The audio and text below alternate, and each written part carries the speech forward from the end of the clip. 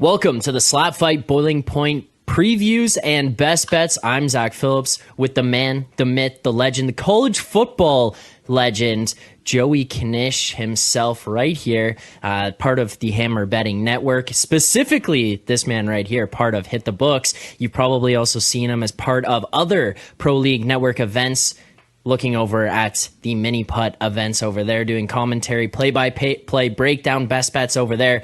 Mr. Knish, how are you doing here today? Are you ready to get into some slap fight betting content? Oh, listen, Mr. Phillips. They're trying to take the hits and the real violence out of football, but we're not. They're not doing it here at the Slapping, baby. We're ready. We're ready to get some cracks in it. So I'm excited here and ready to see a couple of big time matchups we got on the card coming up. All right, so we got 6 fights ahead of us here. We'll go through each one of those, kind of preview them a little bit, and then give out some best bets. So, Knish, let's first and foremost head on over to Okuma 915 taking on the Slim Reaper. And if you are not yet familiar with the odds here, we're currently looking at Okuma 915 as a heavy favorite coming in, minus 350, Slim Reaper plus 250 sitting right now. If you're going to look over to maybe a prop in terms of a yes, no on the knockout or the TKO, right now the no sitting at minus 300. Yes, plus 225. Knish, looking into this matchup a little bit, we watched some of the previews, we read through the description of what's going on here. Do you have a side that you're leaning right now, maybe a prop that you'd be looking to bet? Listen, I think Okuna is short here. I got to tell you, I don't know. I'll give it the Slim Reaper some credit here. He's going up against some, but Okuna undefeated, 8-0. He's already beat some of the other guys on the, some of the main contenders on this card as well. I don't see it here. I'm not one. To me, and I know he's gone to decision a few times, but to me, this is chalk all day. I don't think Slim has a shot here. I've seen some minus 350 out there in the market, in the slapping market, baby.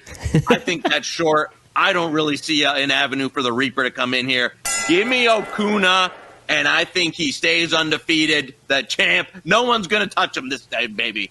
Minus 350, Okuma 915. We're thinking maybe this one's a little bit short. Maybe, Knish, we're looking at a Floyd Mayweather, Conor McGregor type odds here. Once in a lifetime type of bet.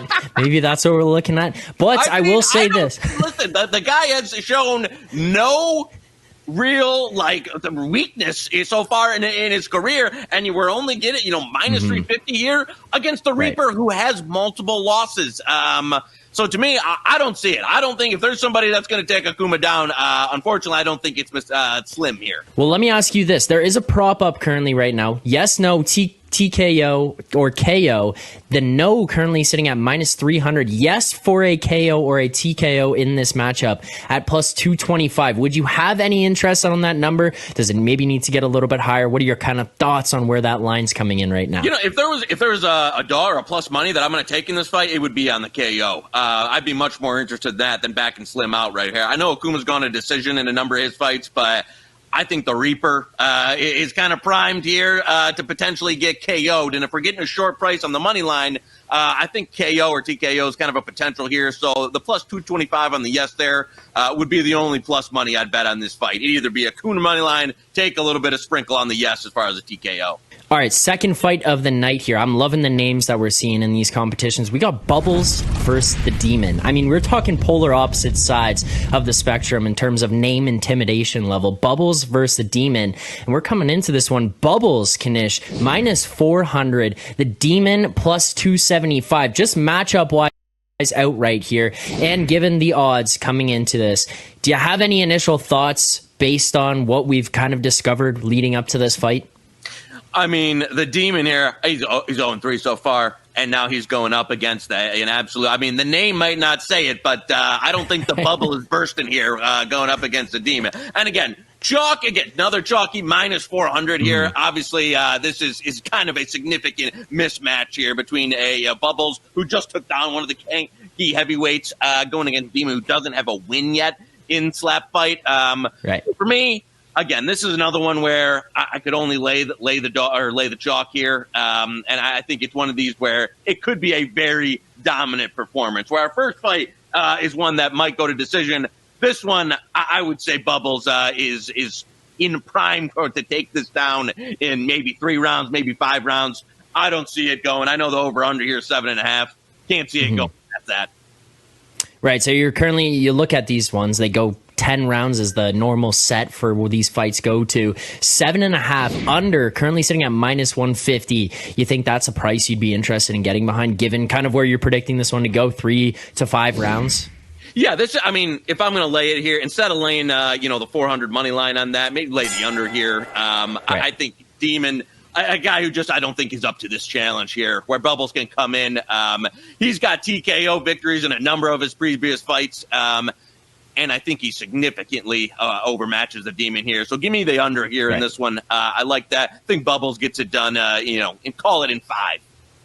All right, there you go. And I mean, the Demon coming in 0-3. I mean, you got to figure that out. He's got a hell of a night up in front of him. I wouldn't want to be, his cheek, on the night coming up here.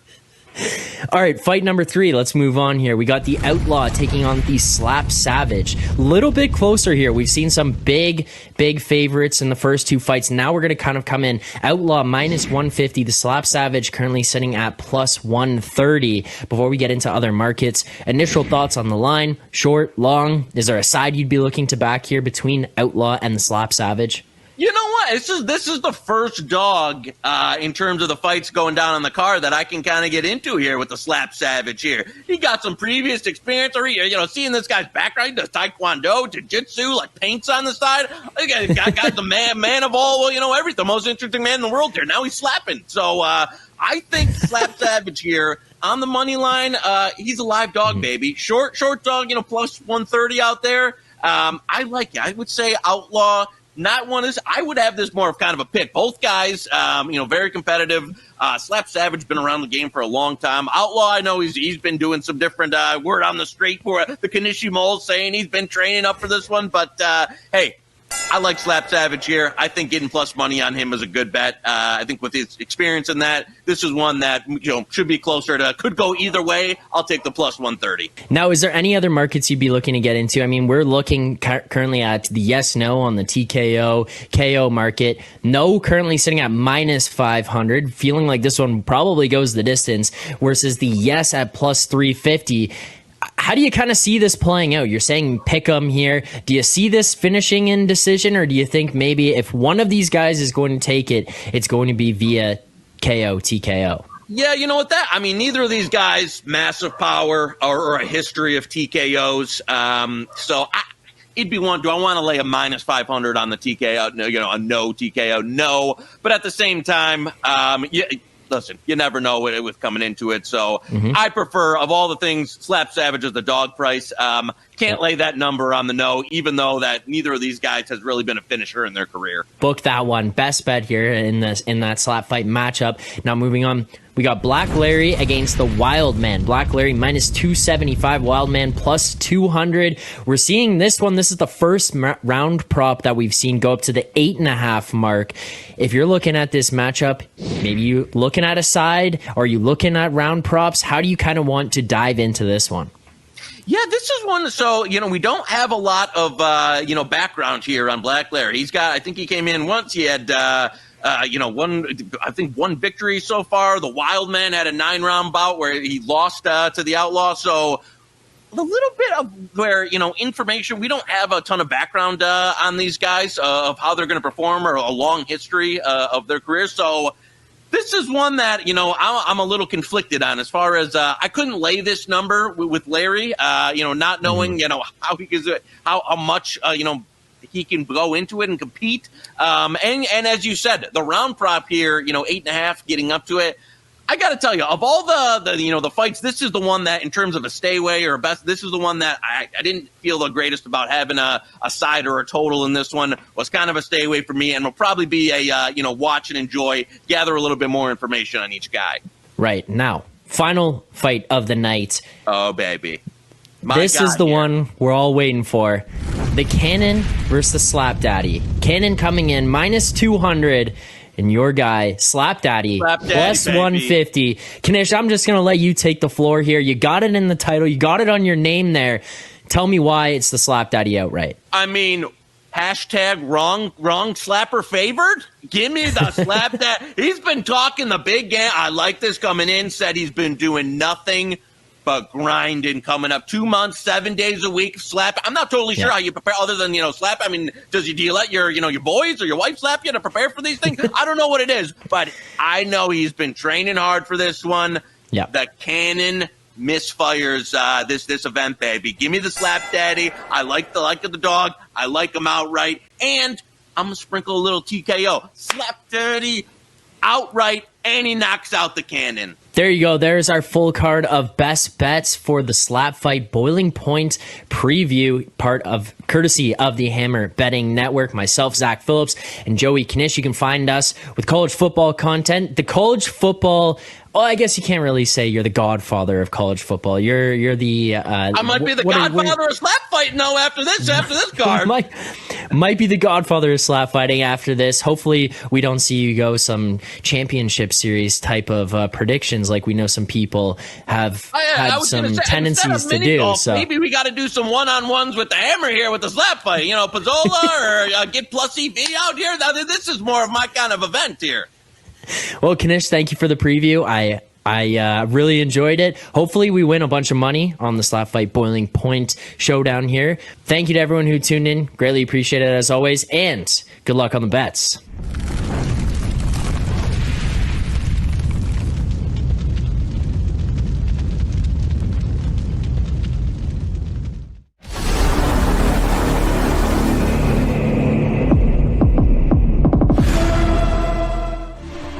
SlapFIGHT Championship has returned to the city where it all began, Branson, Missouri, the birthplace of American slapping.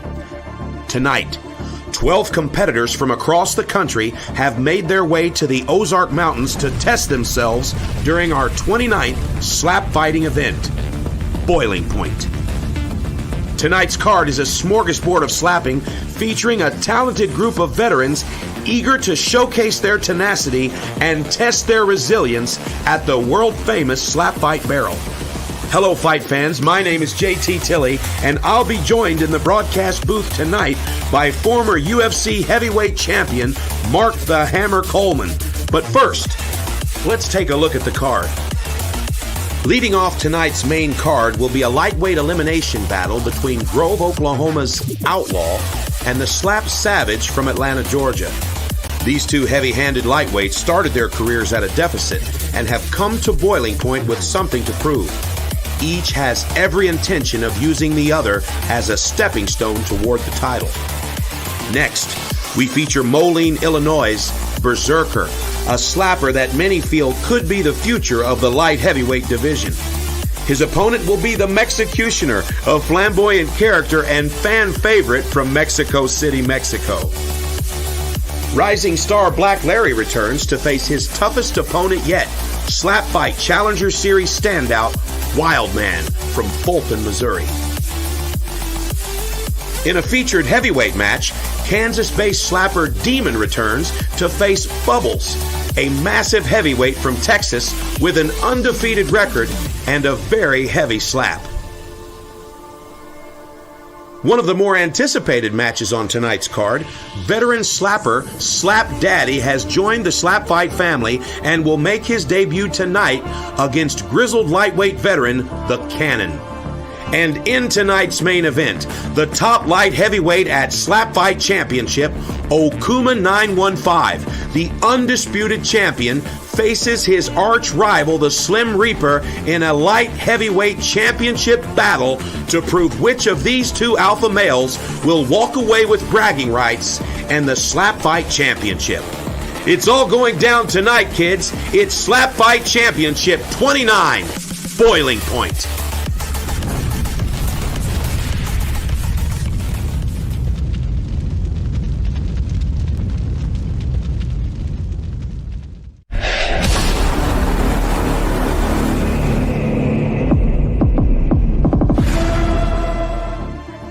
This just in, the Mexicutioner will not be competing tonight at Boiling Point.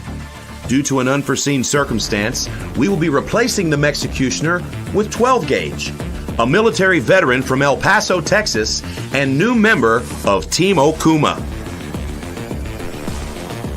Illinois native Berserker has had a bit of a tough start with SlapFIGHT Championship. In his first appearance at the Barrel, he absolutely destroyed Magny, earning knockout of the night and putting the heavyweight division on blast. But after his next two heavyweight opponents withdrew from their fights, Berserker made the choice to drop to light heavyweight, where he intends on making a title run.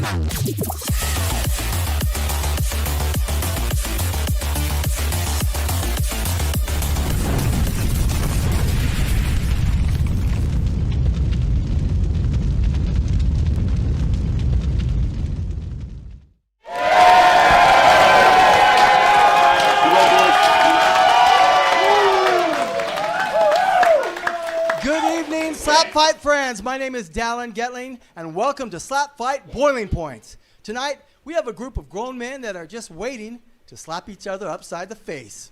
The good news is, it's slap time. It's fight time. It's SlapFIGHT time! Are you ready for the slap time? All right! Well, let's bring out our first slapper. He weighed in at 210 pounds. He hails from El Paso, Texas. He is 12 Gauge. His opponent is fighting out of Moline, Illinois. He weighed in at 223 pounds. He is Berserker!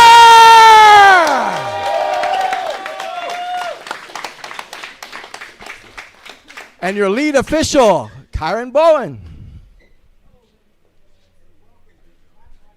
Ship 29, Boiling Point. My name is JT Tilley, and I'm here with former UFC heavyweight champion and Hall of Famer, Pride champion, Marky Mark, America's sweetheart, Mark the Hammer Coleman. And Mark, I'm ready for these 5 fights this evening. How about you, brother?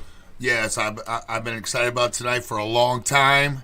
Great matchup to start tonight here. The young guy versus the veteran. I'm excited to be here. Yeah, me too. We're going to have a quick coin toss here, but first, lead official Kyron Bowen is going to give a quick rules meeting to the fighters, and then we'll get this 10-round scheduled fight underway. And Mark, I got to say, I saw you talking to 12 Gauge.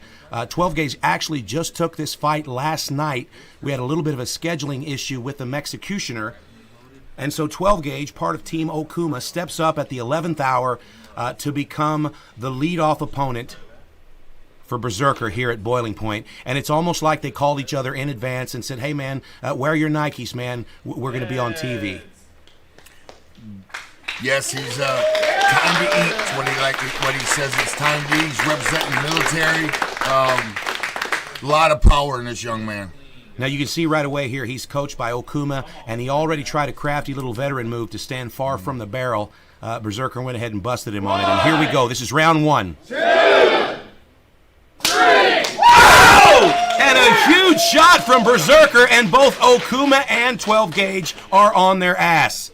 I tell you what, he was leaning in a little bit. I noticed that. Yeah, sometimes you got to be careful. Some of these new guys, they want to present their chin. They want to be brave, and you know, as you know, Mark, from your reputation as a master striker, you can't stick the chin over the knees in any art form. Okay, he almost fell down taking a drink of water there. It looks like he's still feeling that slap.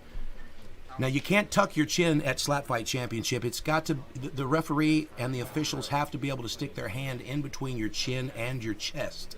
But you don't have to stick it over the barrel, and that may be a lesson learned there. Inexperience.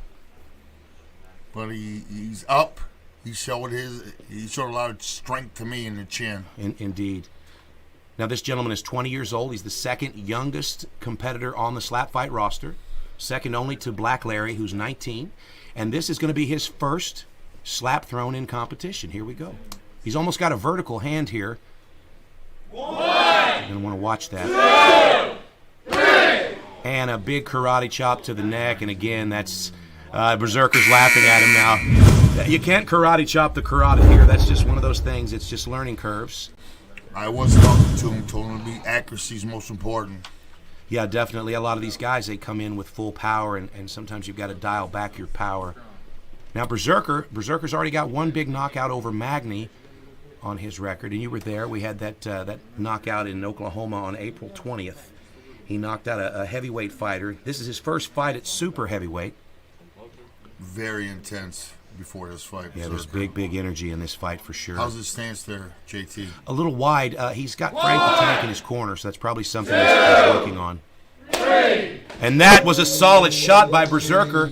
Wow. Wow. Yes, way to recover. Good job by the catch man not touching him. Yeah, that's right. No knockdown. Okuma 915, he's building a nice little team in El Paso, Texas. 12 gauge is the newest member of that team. Now you'll notice that Okuma tried not to touch 12 gauge. That's because when your corner man assists you in any way at Slap Fight Championship, it counts as a takedown, or excuse me, as a knockdown. And 3 knockdowns results in a TKO. So Gage is a little bit visibly rocked here. Lovingly just kind of stroking the barrel there. You got to take your time, recover, but if it goes to a decision, you got to show strength. He's got to step right back up when he is ready. Step up and let's go. In the corner of Berserker, legendary slapper, people's champion, and current Slap Fight heavyweight champion, Frank the Tank, and of course, current light heavyweight champion, Okuma 915, on the other. And another karate chop to the carotid. That one looked like it hurt Berserker's feelings. We're going to have a penalty here, and of course, that's your first violation is a warning, and your second violation results in the loss of a turn. So we have officially lost a turn here, and that means that Berserker is now going to have 2 shots in a row. And I can tell you, Mark, the hand in the pocket gives away just a little bit of the mindset of 12 gauge. What's he doing down in there? Mark, don't be inappropriate. Okay, he's going to step back up to the barrel here. This is a tough one, knowing that you're going to take 2 shots from a 225.9-pound slapper. I warned him about this. Foul. Oh, this isn't good. Look at his chin. It's almost like he heard me. You are a veteran, JT. Line of... You're 8 years older than me, Mark. Yes, I know. Line official Q Davidson is having a conversation with the slappers here, and it looks like it's a conversation about foot placement. He's leaning that chin out there, JT. You know, you'd think that Okuma would say something to him here. 1. Important position. 2, 3. Oh, that was a hell of a slap. Wow. And he stays on his feet. Yes, sir. Look at the intensity on the face of Berserker. Oh, my gosh. The last time we saw Berserker, he was just a fresh-faced pizza maker. He had no beard. He hadn't been training. When he showed up at the weigh-ins last night, this guy is ripped. He's lost a lot of weight. And suddenly he's got this Uncle Wooly beard. Looks like a slapper now. Oh, my gosh. Look at the chin. Oh, and that was a little sloppy. Okay, a little bit of a scolding here from lead official. Going to have a tough time eating mashed potatoes tonight. Okay, now he made it through those 2 shots. Sir. Youth. He's got 60 seconds here to regain his composure. Let's hope that he takes each and every minute. Let's hope not. Now Berserker dropped to heavyweight from heavyweight to light heavyweight, and he wants to make a run at Okuma, the light heavyweight champion. So a win over Okuma's student would probably be good, a nice feather in his cap. He looks real good. These guys are coming in lean and mean. They're taking this seriously because it is a great sport on the rise, and they're all trying to become champions, become superstars. And, yeah, it's an interesting thing that you bring up. When we first began with Slap Fight Championship back in 2015, 16, there weren't a lot of slappers. There was a lot of guys I had to pitch the concept to, and a lot of guys that just didn't really believe in it. But now we're 2 or 3 generations deep, and there's guys that have been training at home before they ever come to us. 2, 3. Okay, now that was the first great slap. Holy smokes. 12 gauge with some big power, finds his mark, and Berserker's already recovered, but it didn't hurt him. He's very effective. Very respectful, Berserker. That was clean. That was clean. Getting warm.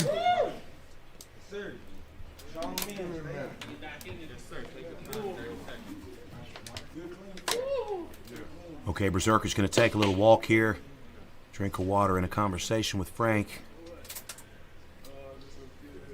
Try wise to take the walk. But you always got to be impressing the judges. That's right. It's very important in slap fighting to watch the way you appear to the judges. With so many penalties, so many warnings and violations, your mindset's important, but so is the visual. And here we go. Berserker's back to the barrel. Going to get a little bit of a scolding from lead official Kyron Bowen.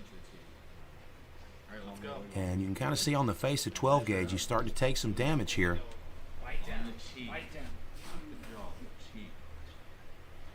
One, two, three. Oh my gosh! And he goes down, and again, Okuma 915, ass to the concrete. Good save by Okuma. Had to touch him. Or the head would have hit. We don't need that.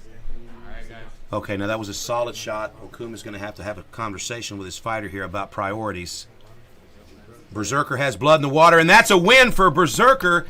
That brings him to 2 wins and 0 losses. Ladies and gentlemen, your winner, Berserker. Ladies and gentlemen, your winner, Berserker! Stay here, brother. Stay. I'm no ring girl, so I'm not going to kiss you and put that around your neck, but this is for you, brother. Good job. So, I got to ask you, I like to find out how people get into this. How did you get into this sport? I got some friends. They've been seeing the slap fighting, and I had a couple of them contact me. It's like, man, this is you. You gotta be in there. So is that just because of your personality, or are you just known to be a tough guy? You got some background in martial arts, or what's the story there? I'm tough. Definitely tough. Well, I think we saw that tonight for sure. And then, so how'd you find out? How'd you actually get in here? Google. I got on the internet and contacted them. They contacted me. That's the answer to everything. Google. All right. Great job, Berserker. We look forward to seeing you some more. Let's hear it for Berserker!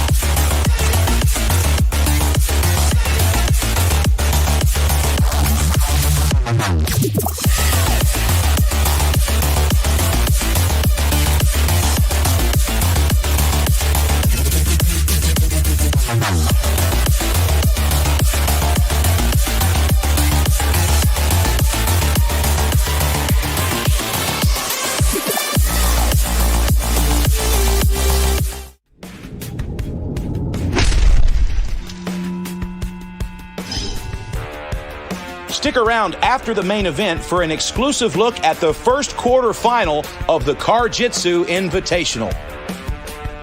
10 grapplers from all walks of life will face each other in a single night double elimination jiu-jitsu tournament inside of a 2005 Toyota Scion.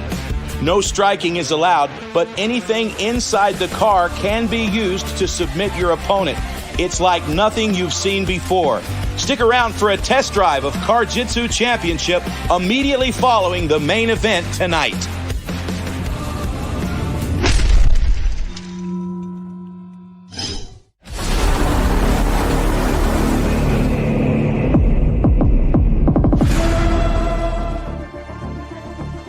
The heavyweight matchup between Bubbles and Demon has been canceled. These two have been removed from the card due to unforeseen circumstances, and so we will move right along to our featured fight with Black Larry and Wildman.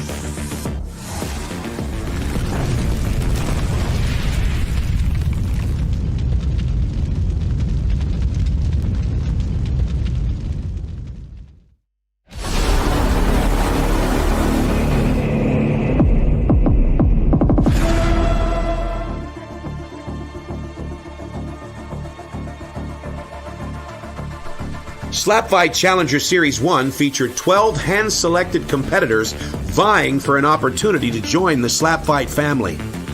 Perhaps the most dominant of those 12 competitors was Fulton, Missouri's Wildman, a single father and adrenaline junkie who walked away from the series with a 2-0 record. His dominant wins over the masked Mojito earned him a contract with the promotion, but a win over Black Larry tonight could cement him as the next in line for SlapFIGHT Gold. Another standout from SlapFIGHT Challenger Series 1, Black Larry lambasted the concrete finisher in one of the most lopsided contests of the year. Black Larry shocked SlapFIGHT promoters with his performance and earned a contract, becoming the youngest competitor in the promotion. He suffered a setback last month at Turf Wars, but hopes to get back on track with a victory over the Wildman.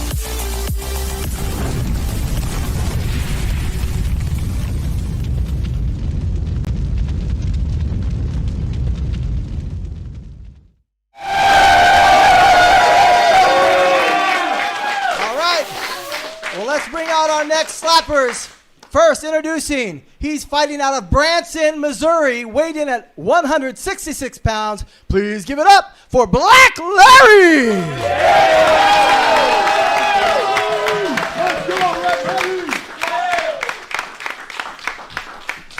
And his opponent, please give a warm welcome for Wildman.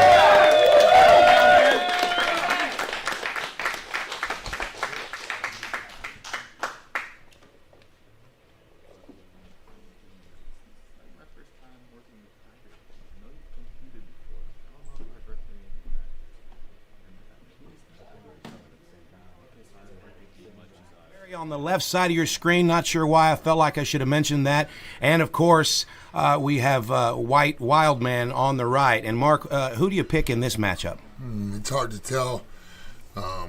Black Larry young, but I guess I'll go out on a limb and take Black Larry young and now Black Larry's here from long, here. athletic. He's from here in Missouri, and of course Wildman also from Missouri, Fulton, Missouri, the home of the legendary Frank the Tank. And you'll see that he's got Biscuit in his corner. Biscuit was a last-minute replacement on the card, but since we didn't have an opportunity for him, he'll be cornering. Tails it is. Biscuit needs to. And it looks like Black Biscuit Larry needs to uncross his hand. He does. Black Larry has lost the coin toss. He's going to take the first slap. He's chosen to be barefoot tonight. Black Larry is a mixed martial arts competitor, and he likes to be barefoot on the mat. He thinks it helps him stay grounded. Now you can see Larry does not have his chin tucked. Yes. And here we go, round 1. Larry takes a big shot and eats it, stares him down. And we've got a stepping violation by Wildman. Now that's heartbreaking for Wildman. I can tell you, Mark, I had a conversation with him this morning, and he's been working on his stepping, so this is probably heartbreaking. Now Black Larry did take a hard shot here, so let's see if he can shake that off and return fire in the bottom of round 1. So here we go.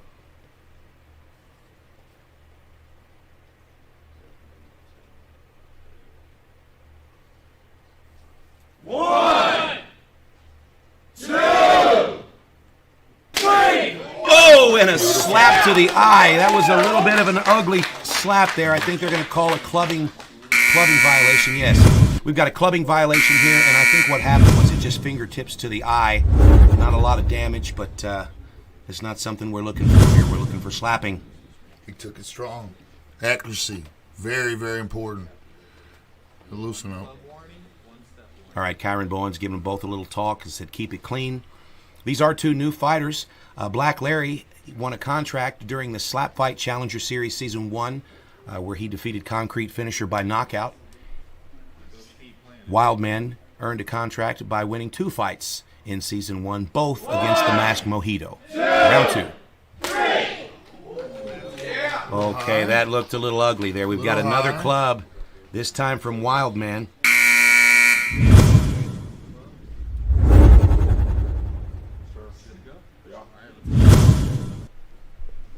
Two young fighters. The youngest fighter in the league now, Black Larry, 19 years old. Wildman, single father, great guy. About to get slapped. 2, 3. Oh, and a nice big paw print in the side of the face. Still a little high, but it looks like they're going to let that stand. Good slap. Good, solid, clean slap, I think. We'll see. Wildman and Biscuit have been working together in Fulton, Missouri. Biscuit's innovator of a new technique, and Wildman's using a little bit of it today. Now, Biscuit has retired from slapping, I believe, 3 times, and he's now currently in the process of trying to unretire a 4th time. So I'm sure you'll see Biscuit behind the barrel again as soon as we say yes. Round 3. 1, 2, 3. Oh, and Larry stumbles. And he eats it. Looks like Larry's okay. And here we are, bottom of round 3. Eats it, steps right up to the plate. I love it. All right, Wildman is a retired mixed martial artist. Larry is training for his first amateur fight. 1, 2, 3. Oh, now that was a nice shot. Larry has found his mark, but Wildman eats it. He now has 60 seconds to return to the barrel. Now, what's going on here, Mark?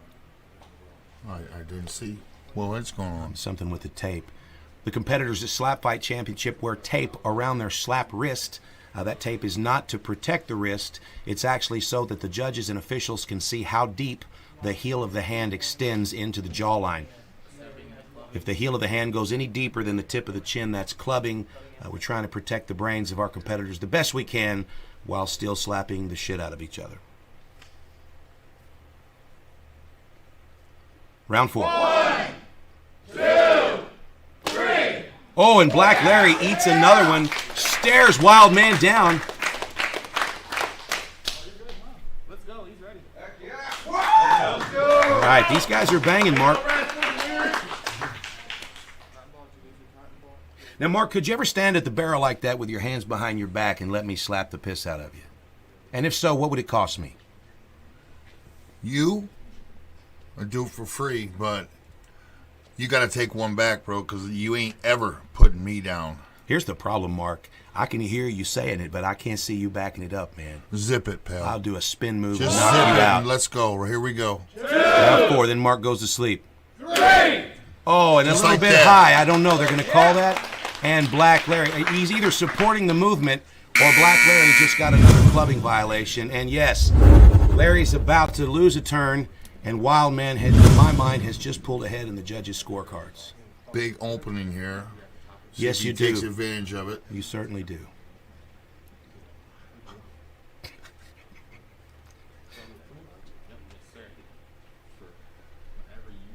Black Larry's very popular. A lot of the fans talking about Black Larry.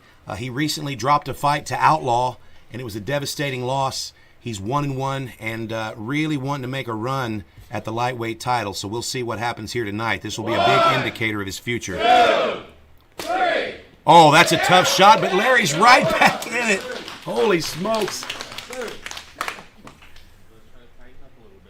Now, Wildman looks almost confused as to why Larry won't go down, and it's probably just because you're not hitting him hard enough. Round 6. 1, 2, 3. Oh, man. I tell you what, Wildman is chopping him down, but again supporting the movement with another penalty. So what that's going to do now, that's probably going to eat up that second shot in a row for Wildman, and we're going to go right back to the rotation here.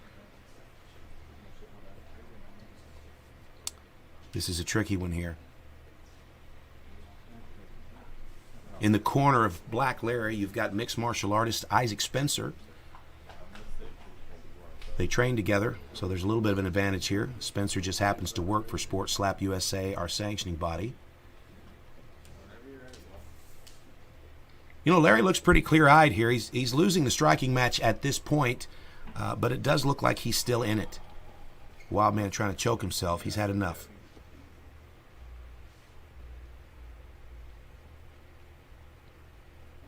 Oh. 1, Look at the extension here. 2, 3. Oh, Oh, now that was a great one. That was a great shot. Wildman's got a chin, Mark. Wildman's always had a chin. We'll see. He needs 2 in a row here. We'll see if he can take 2 in a row. Now, Wildman's never been knocked down. He's never been knocked out. And he is a competitor, but it does look like he's a little bit tentative tonight. 1, 2, 3. Oh, Larry a little high again. Yeah, you're going to have to call that one. Larry's having a tough night. Yes, Wildman takes them all. He really does. I got to say, Don't Wildman, complain. he's built for slapping. You know, this is a lightweight slapper. He's about 160-some pounds. Just a little short, stocky guy. He's got good leverage. He's got good mobility. Nothing fancy. But, you know, Black Larry has a level of athleticism where just about anything can happen at any time. I always think size matters, but this guy here is proving it can be done. Mm-hmm. Agreed. A lot of these guys cutting very hard, JT. You know, there were quite a few guys. We have a gentleman on the card later tonight, Slap Daddy. Great guy. He just recently cut down from over 200 pounds all the way to lightweight for his fight tonight. These guys are taking the sport a lot more seriously now, Mark. All these guys are getting very serious, and it's a professional sport trying to be superstars. 2, 3. Oh, and that was a big shot. And again, Black Larry stays at the barrel. He was visibly staggered. By the way, fans, Brinks is the official free-to-play partner of Pro League Network. Go to Brinks.tv now to watch along with tonight's broadcast and bet for free. That's BRINX.TV. Check it out. 1, 2, 3. Oh, that was a good shot, but Larry eats it. What a long fight we got going here. This is turning into something special, JT. We're going all the way to the end of the 10 rounds here, and at this point, Larry's going to need something dramatic, I would think, to win the decision. Wildman's looking solid, Mark. He's actually, with a win tonight, he would move very close to being in the conversation for the next lightweight championship opportunity against Raven. This is round 9. 1, 2, 3. Oh, that was a nice shot. But again, the chin is holding up. He's got the chin to win, as they say. And now we're in the top of round 10.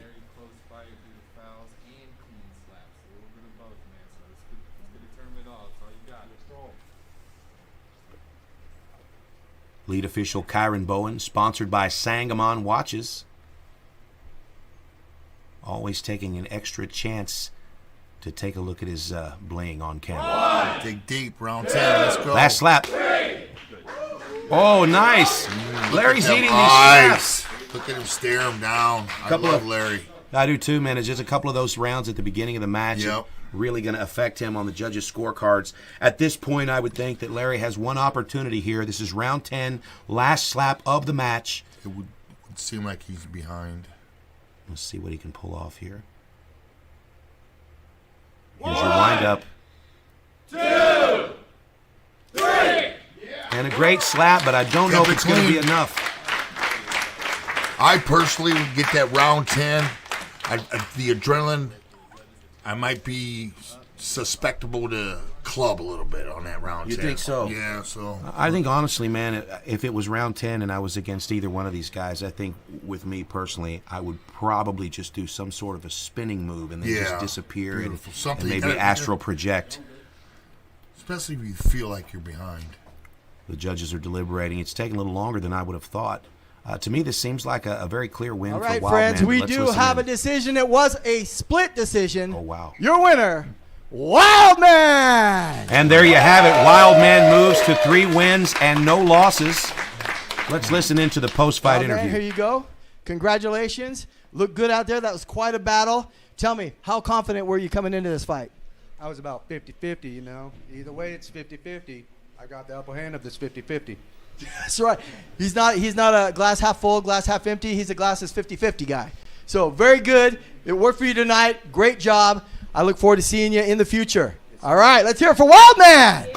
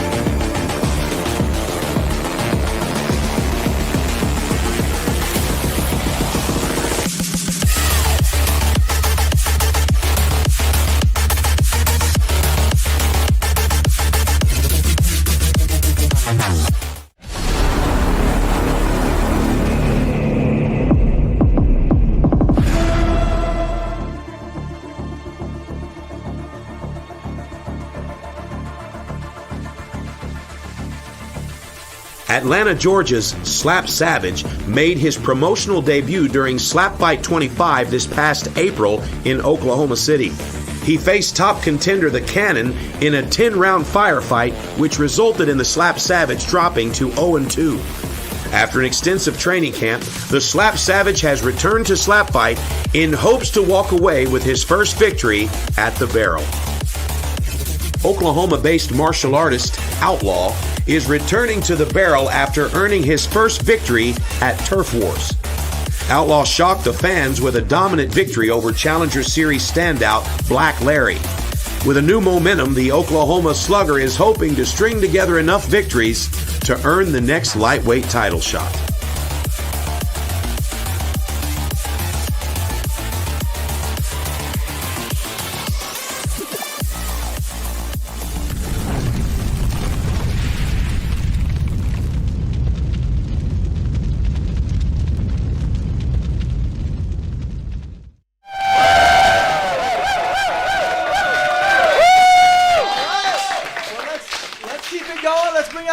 Fighters, and this first guy, he is the one, the only, the Slap Daddy.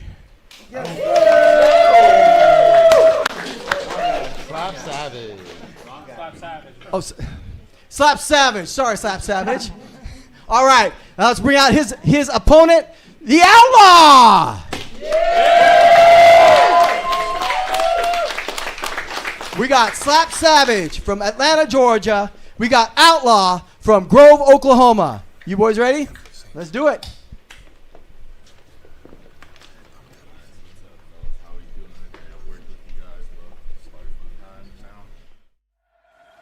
All right, folks, let's take a look at the rules of slap fight. First off, no clubbing. The heel of the hand may make contact but cannot extend past the chin. Next, no stepping. Feet must be planted shoulder width apart, and there can be no pivoting or stepping when striking. And finally, no flinching. Small reactions are allowed, but any movement that affects the power of the strike is a foul. And here we are back at the barrel. Hello, folks. JT Tilley here with Mark the Hammer Coleman, and we are here with our third fight, Slap Savage versus Outlaw. Well, appearance is important, so I'm not excited about this outfit here. Jeans. Be a professional, bro. You don't like the jeans, Mark? Well, I like them, but not a slap fight, professional slap fight league. There's just a little bit of his slap swagger there. I'm surprised that you're not commenting on the Outlaw. Looks like he just robbed the stagecoach at Silver Dollar City. Okay, another barefoot slapper here. This is a martial artist, Mark. I was talking to him earlier. He's into some Chinese boxing, and he's going to try some new footwork here. If you notice, he's going to pigeon toe himself. Dig in. Let's see how this works. Round one. Here's your windup. 1, 2, 3. Okay, and he staggers Slap Savage, but there was a little bit of a flinch going on here. Yeah, he was definitely anticipating that one coming. Now, Slap Savage did have some issues in his debut. He fought the Cannon back at SlapFIGHT 25, which was on 420 weekend at the Cannabis Festival in Oklahoma City. And, Mark, you were there, if you can remember. Well. All right, now, during that card, we saw the Outlaw debut against Runt, and he lost by knockout, and then we watched the Slap Savage lose a decision to Cannon. Both of these guys have been training extensively, and they're here tonight to make a run at the lightweight strap. 2, 3. Oh my gosh, Slap Savage with some big power. Big power. He ate that nice. Look and he's been popped. Something tells me not the first time, but Slap Savage has been popped. That's inappropriate to laugh at that, Mark. Slap Savage now is going to be looking at a violation. Are they going to call it? Looking at a violation. It looked like they were going to call a warning, but I'm not seeing it. Okay, there it is. Stepping warning. So now if you're keeping score at home, Slap Savage, with one stepping warning, and Outlaw with a matching stepping warning. A lot of comments on the hair of Outlaw, Mark. Would you ever think about maybe rocking that type of a little butterfly braid in the back? I would do that all day, and all the ladies would love me. You know it. Yeah, I do know it. Sexiest man in the room.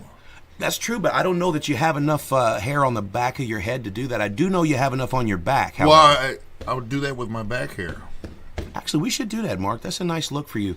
Now, of course, for Outlaw, that's a spiritual thing. He believes all of his power comes from his hair, and he takes great care of it. Tentative stance there, anticipating his slap again. That's an interesting stance. He trains in martial arts for most of his life. He competes at Jitsu Championship, and he's a cage fighter. Oh, and he's just dropped the Slap Savage for the first time in the Slap Savage career, and the Slap Savage is going to fall down a few times here. Holy smokes. I personally like the way he's trying to get up, but maybe it's not wise, but it's impressive to the judges. Or maybe it's not. That was a tough shot there. Everybody taking a knee. It looks like the cover of their new mixtape. Now the Slap Savage comes to us from Power Slap. His first match at Power Slap, he lost a decision to John Kennedy, the Slap Daddy, coming up next, actually, on our card. And the Outlaw is a transplant to Slap Fight from Jitsu Championship. A lot of crossover, MMA, Slap Fight. It's a beautiful thing. They go hand in hand. They really do. And now that we're affiliated and owned by Pro League Network, we have so many niche sports that we have the opportunity to work with. We've got Jitsu, we've got Ultimate Tire Wrestling, foot golf. A lot of these guys are starting to try a lot of these extreme combat sports, Mark. And in round 2, oh my gosh, almost drops Outlaw. Maybe a little neck there. A little bit of neck, yeah. It looks like a club. Yeah. Okay, we now have a warning for clubbing. Slap Savage has 1 warning for stepping, 1 warning for clubbing, and 1 warning from Mark the Hammer Coleman about his dress pants.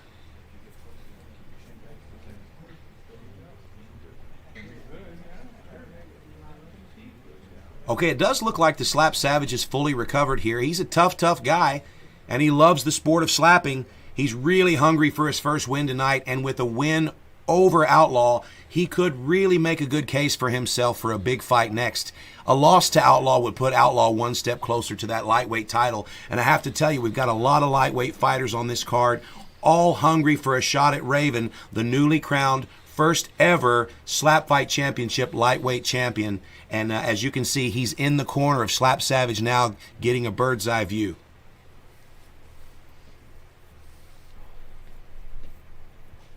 And here we go with round 3.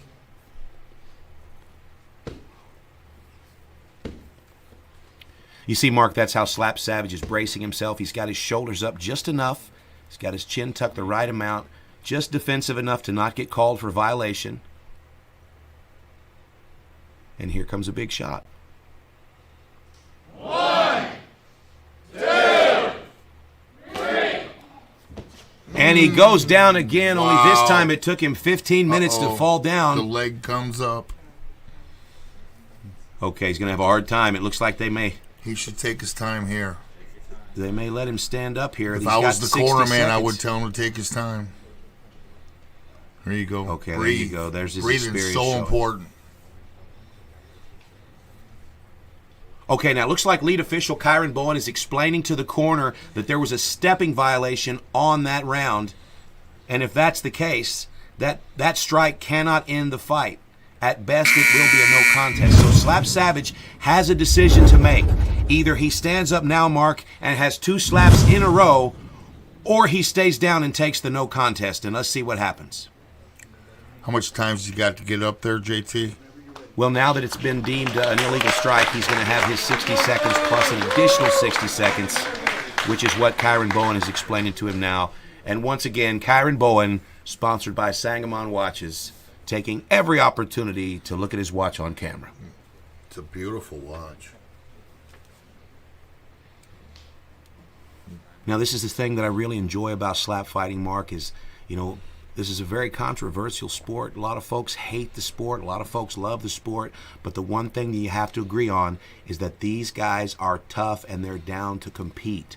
They may not do hours and hours of cardio in the gym each week, and they may not train in a professional facility, but these guys want to compete, and when the chips are down, they continually step back to the barrel to prove themselves. Toughness is not a question in this sport, this great sport. You know, you have to ask yourself, how long will Outlaw stand there before Slap Savage taps, and there it is. That's going to be a win by TKO for Outlaw. Outlaw has just spread his win streak to 2 with 2 big victories, and I'm telling you, that probably puts Outlaw at the lead in the lightweight division title pursuit. Ladies and gentlemen, we could not continue the match, so this is ruled a no contest because the last blow was a stepping violation, so we have a no contest. Let's hear it for both competitors.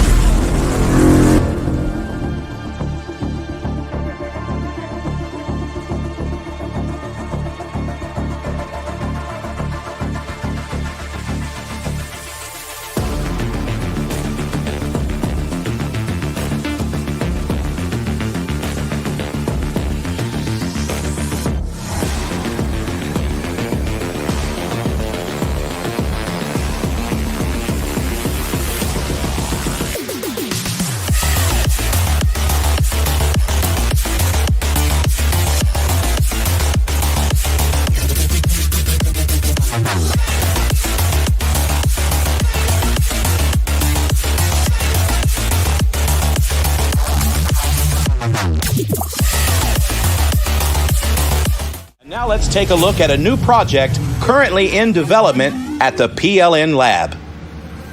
Introducing Ultimate Tire Wrestling. Competitors use judo and American freestyle wrestling in this new combat sport where grapplers can win a decision by gaining control points or a finish by stuffing your opponent in the hole. The match ends when over 50% of your opponent is inside the tire. No striking, no submissions, and nowhere to hide.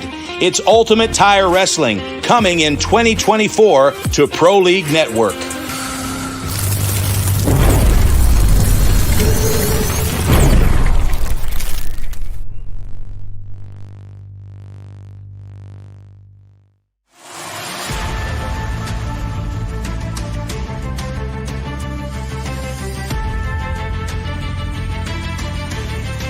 Don't blink.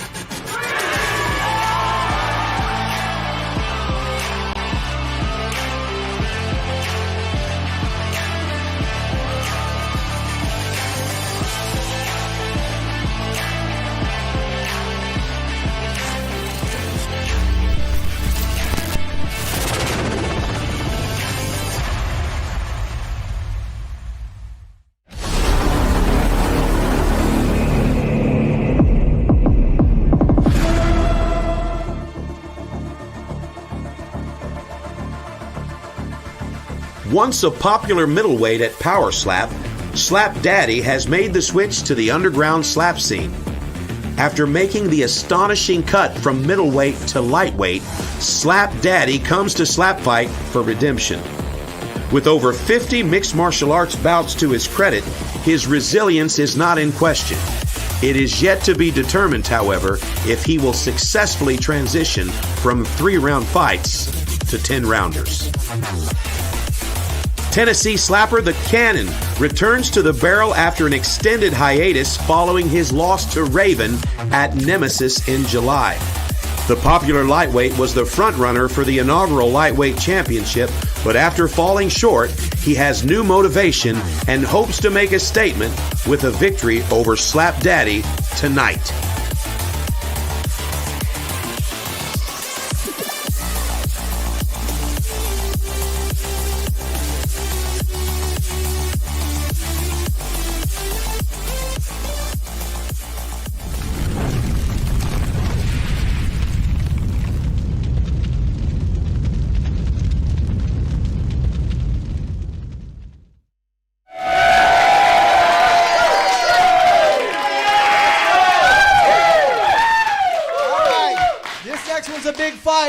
We're going to bring him out here first. fighting out of Mason City, Iowa. He weighed in at 173.5 pounds. He is actually Slap Daddy!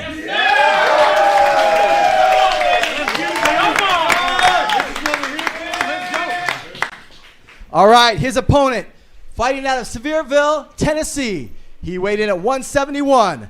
Please give it up for the Cannon!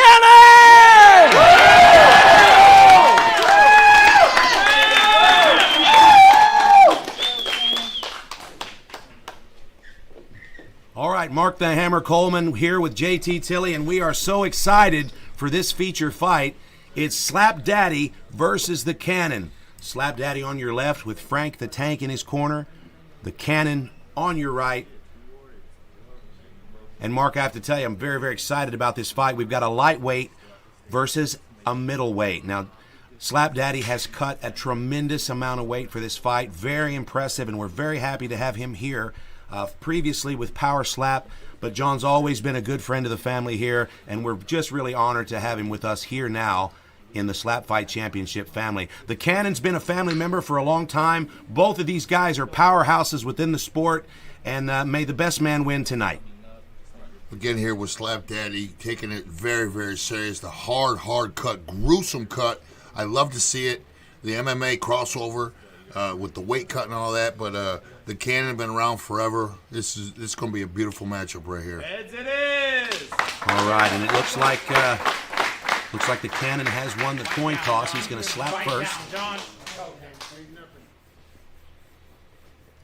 Again, Slap Daddy cutting from over 200 pounds down to 173.5. He's got a new fight camp with a great coach, working exclusively on slapping, and of course, the Cannon walking around at about 165. He's come up 10 pounds for this fight, and it's David versus Goliath, but don't get it twisted. This is a very competitive fight. 1, 2, 3. Oh, a big shot, and John eats it. Slap Daddy stays at the barrel. Fantastic chin. Solid, clean slap. Way to go, John. Now Cannon has an opportunity here to eat a slap from Slap Daddy. He better be ready. Yeah, this is right a big, here, big lightweight. John has almost proven the impossible by reaching lightweight. He is without a doubt the largest lightweight at Slap Fight Championship. 2, Here we go. 3. Oh, no, we've got a club here. Big club, and he took it. Yeah, Love Cannon it. took the club. I have to say, both of these guys, you know, they got a lot of pressure. They come from two different circles, but they both have a respect for each other. And honestly, that's just the way we prefer it here. The Slap Daddy with an accidental club. No one's going to get that twisted. He's a clean fighter, and we're just going to go ahead and give the Cannon a few seconds here to recover. You know, I love the weight cuts, Mark. I really do. I see a lot of these guys just kind of fighting at their walk-around weight because this is slapping, and some of these guys don't want to do the hard cardio. But anytime you see a guy like Slap Daddy who's willing to take a 30 or 40-pound cut, what a tremendous advantage it gives you on fight night. It's going to be a thing of the past. If you want to be the best, you're going to have to cut weight. It's that simple. Very hard, but simple. Size matters. 1, Round 2. 2, 3. Oh, that was a solid shot, and again, Slap Daddy eats it. These guys have earned each other's respect already. Getting the crowd into it. I like it. Folks, if you haven't already, please go to Brinks.tv. Take a look at our broadcast partners at Brinks. In fact, you can watch this broadcast now at Brinks.tv, and you can bet for free. That's BRINX.tv. Check it out. Slap Daddy taking a look at Kyron Bowen's Sangamon watch. Kyron Bowen must be getting paid by the mention.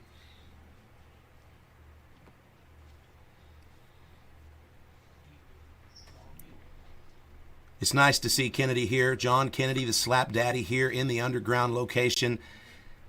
A lot of slap pioneers in this room. We've got Wolverine, Darius the Destroyer. We've got a lot of great guys here. Some of the guys from the other league. We've got Devin Schwann and Wesley Drain. It's just a big slap family here at the undisclosed location, and a big party.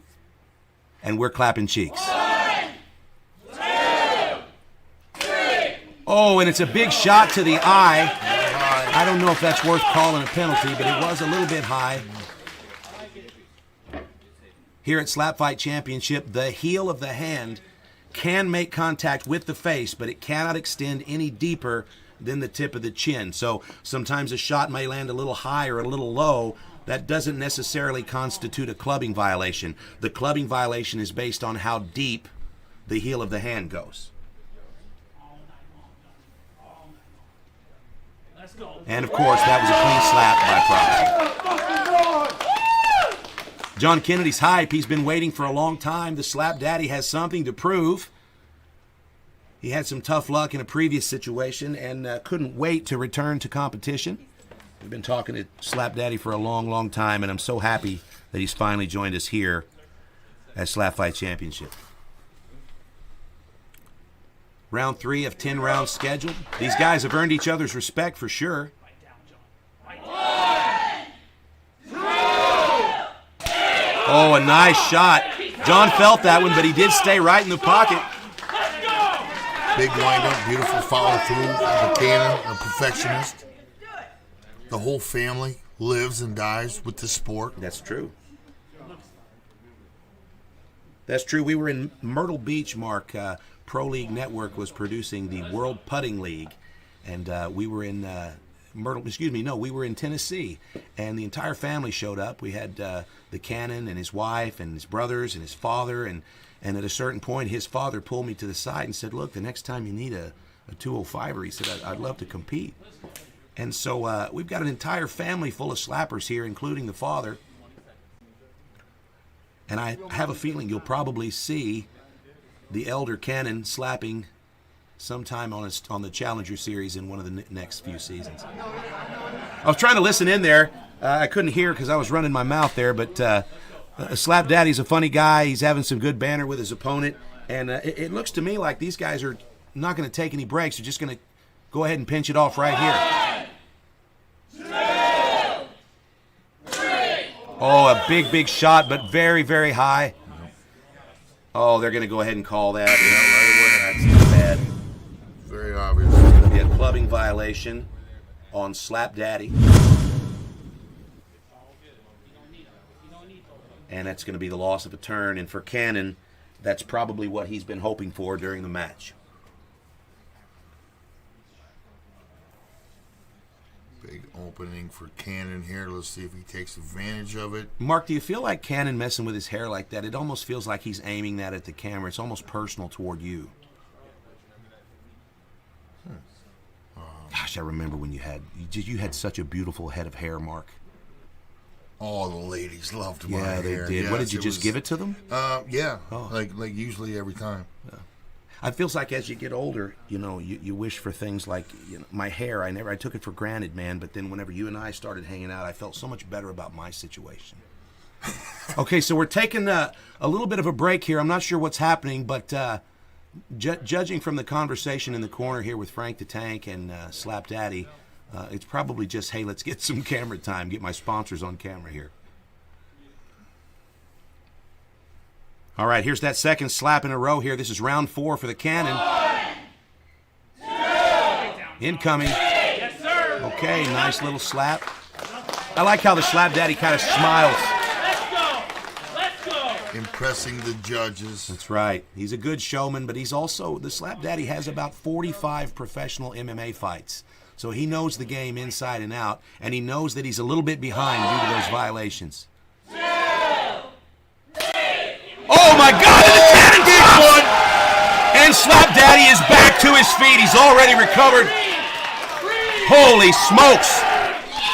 The Cannon dug deep on that one. I love that. There's a little bit of a premature celebration here. That's a good knockdown, but let's also keep in mind that the Slap Daddy immediately sprang back up to his feet, and he's already recovered. Now, we're in a situation here where the Cannon has got the edge with the one lost turn and the one violation, and now he's got a knockdown, but we are only 5 rounds deep in a 10-round fight. So the celebrations may be a little bit premature. Now surrounding Slap Daddy, we've got Amir Nuruddin, we've got Devin Schwann, Wesley Drain, a lot of Power Slap guys over there in the corner, and of course Frank the Tank, formerly of Power Slap, he's now back at Slap Fight. You always had a problem with premature, right? Yeah, I always do, man. I seem to surround myself with people that have that premature issue. Late night. Inappropriate, Mark. Slap Daddy returning fire, bottom around 5. Oh, and he's affected there. That's a little bit less power. He pulled up a little bit on that one. You know, John's a gamer. I'm not so sure that he didn't pull up on his power just because he's rocked somewhat. That does not mean that this fight is over. There's anything can happen. Slap Daddy is a gamer, and the cannon smells blood in the water. Right down, John. There you go. Oh, John takes it, smiles. Fantastic fight. Turning into something special here, JT. Yeah, this is a fantastic fight between two great, respectful fighters. I'm looking down here at the judges' tallies, and I see that we have no penalties for the cannon so far. We've got 2 clubbing violations for Slap Daddy, 1 lost turn, and we've got a knockdown for the cannon in round 5.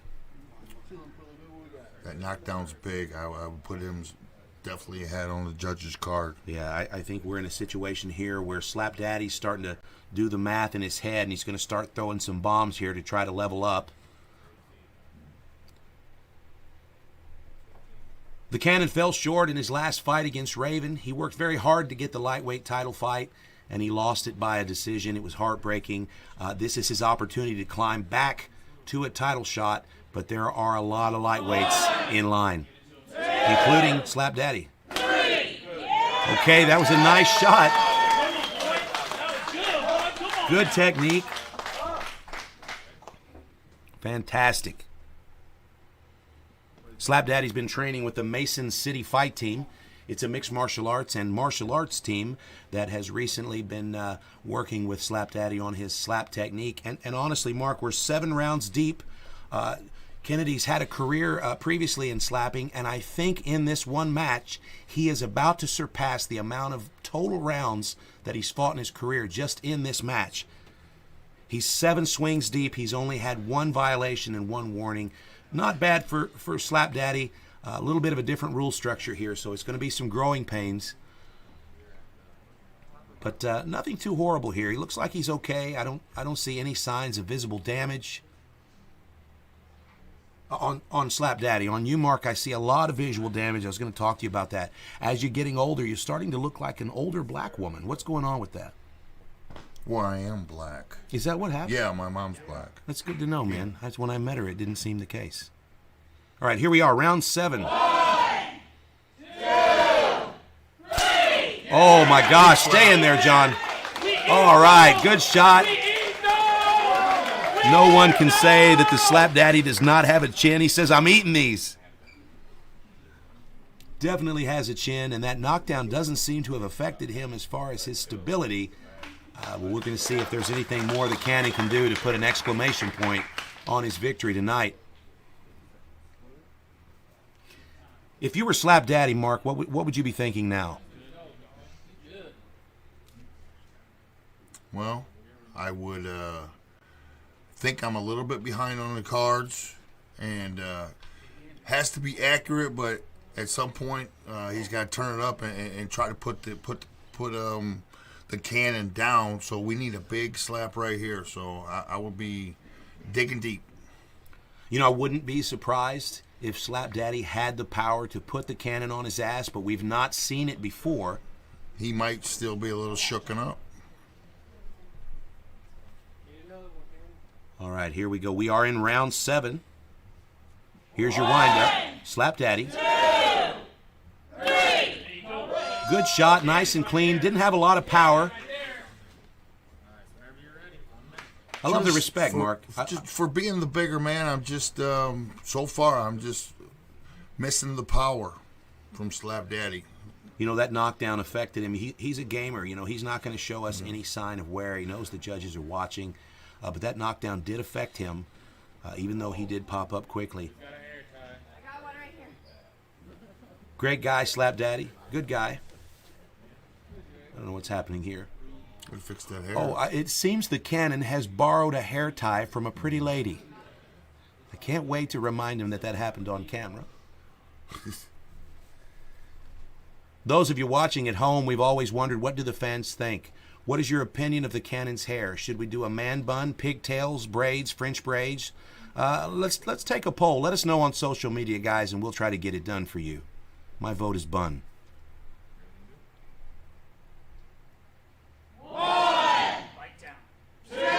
Round 8. Oh, a good shot. Slap Daddy almost went down. He got his bearings. I love watching this guy slap Mark. Even though he may not be winning the match, he's just a blast to watch. What a battle we got here, JT. This is, what round we in here? We're in round 8. 2 rounds left. Let's see if it goes the distance. I'm impressed. He's still on his feet. He's going to have a really tough time eating tonight. What a great fight. This is a real fantastic competition. Good, solid matchup. That's what we're about here at Slap Fight Championship. Everybody needs to step to the barrel with an equal opportunity to win. And as you can see here, these are two very evenly yoked competitors. I think Slap Daddy's starting to milk these breaks here.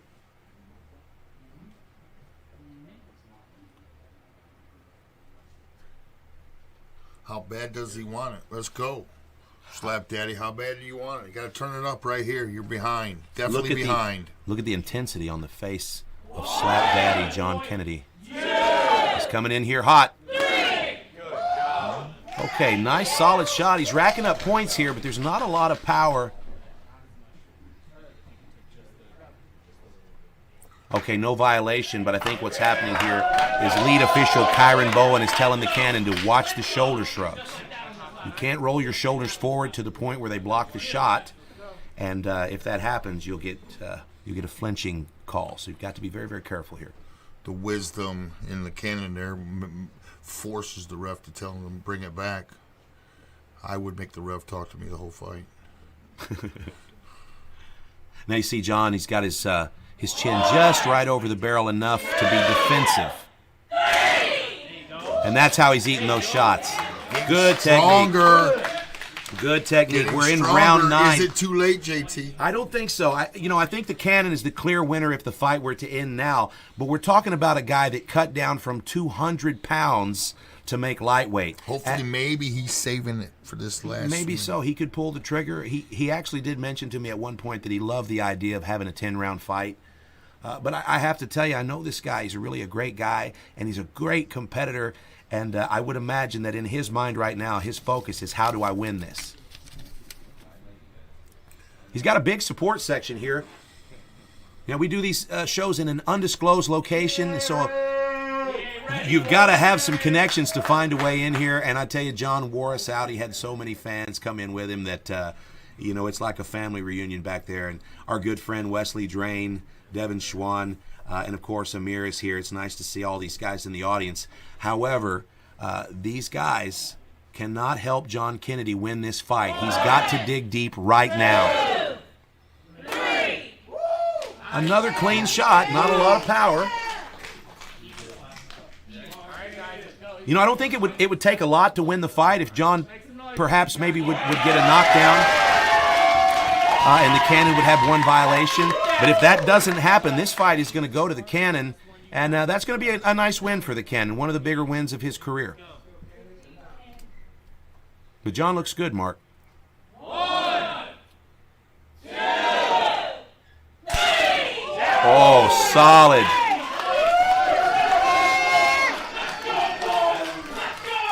John's eating these shots. He's really, he's really improved since the first time we saw him. He's got a lot of pizzazz, got a lot of integrity, but this guy has been specifically working on his slap technique alone, and I have to say I'm really impressed to see him. He hasn't had a stepping violation, not one. He's not had a flinch violation, and aside from the 2 clubbing violations, this guy came in and fought one of the cleanest fights that I would have expected. Now, it is going to be his slap. I believe this is his final slap. So right now, in his mind, he's trying to figure out the best way to put the cannon down for good. If he doesn't, in my mind, it's over. What do you think, Mark? Frank needs to be in his ear right now telling him just that, JT. It's time to bring out the big one, the big fucking slap. These goops. Yeah, man, that kind of slap's not allowed here, but a big slap would be allowed. Lots of respect. I love it. I absolutely love it. These guys didn't talk any trash. A lot of people around them were putting pressure on them, and they stayed gentlemen all the way to the end. Last shot. And he's not going to get it done. Here we are at the end of the fight here, and it looks like this fight's going to go to the cannon. Let's listen in to the judge's decision.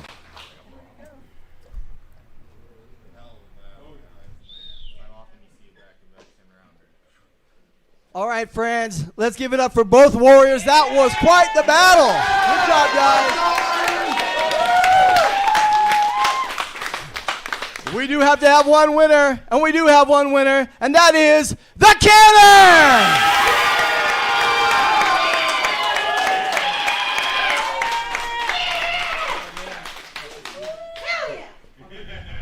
Man, that was a great fight. I got this for you, brother. Well deserved. That's right. All right. So, I mean, that was a huge win right there. Obviously, he's awesome. You're awesome. So what do you got next? I know you got some big plans, right? Getting a rematch for that lightweight belt. Rematch for the lightweight belt. He's calling out somebody. Who are you calling out? Raven. So we had a slap fight that was close, and you lost that one, and he still got the belt, and you're one. Now, I don't have any control on whether that happens or not, but I know that the people that do have that control are listening right now. So if you have anything to make your case, go ahead. I'm the best lightweight there is, so let's get it. Best versus the best. We'll see. Let's do it. The cannon. The cannon. Let's hear it for him. Did you want to do a shout out to somebody? I want to shout out to Moist Critical, my doppelganger, and then I want to shout out my brother Chris and his wife Kayla. Right on, man. Well, thank you, brother. Good job. Congratulations. Woo!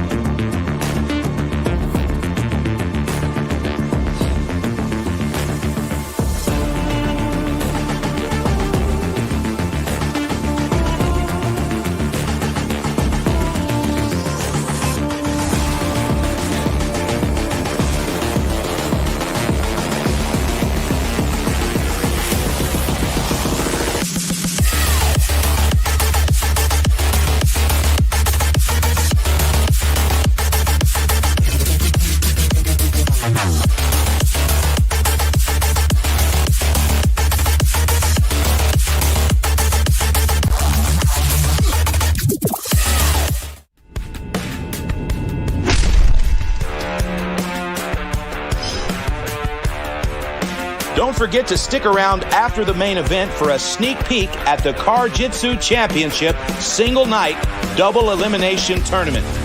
10 grapplers battle for the title, but only one will leave the vehicle as champion. The first quarterfinal follows tonight's main event. Stick around.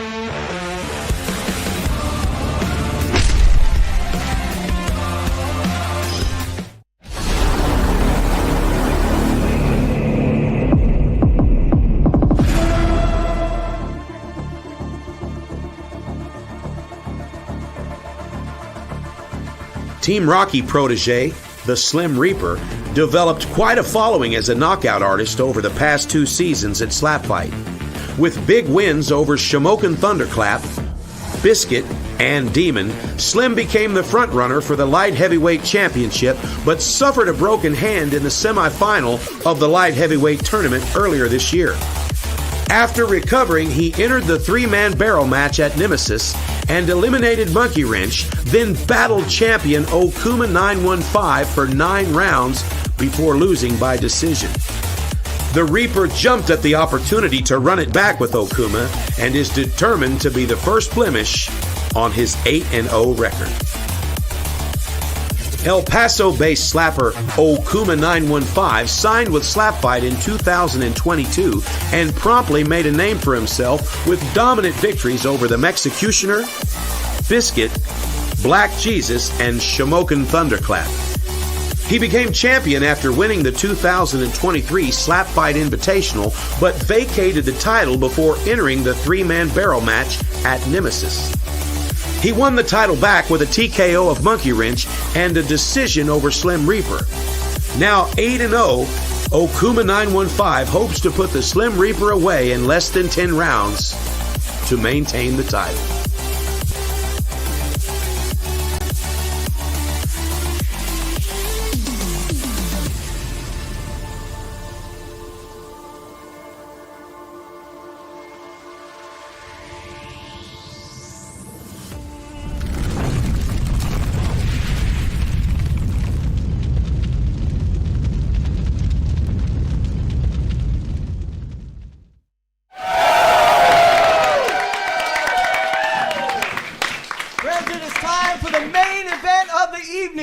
This is for the SlapFIGHT Championship Light Heavyweight title. Let's bring out the challenger. He's fighting out of Harrison, Arkansas, weighing at 185 pounds. He is Slim Reaper!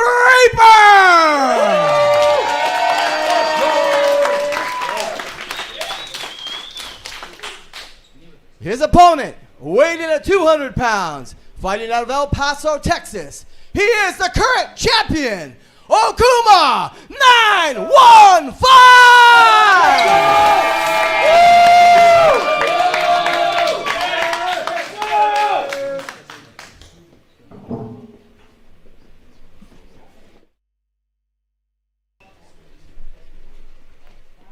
Boiling point.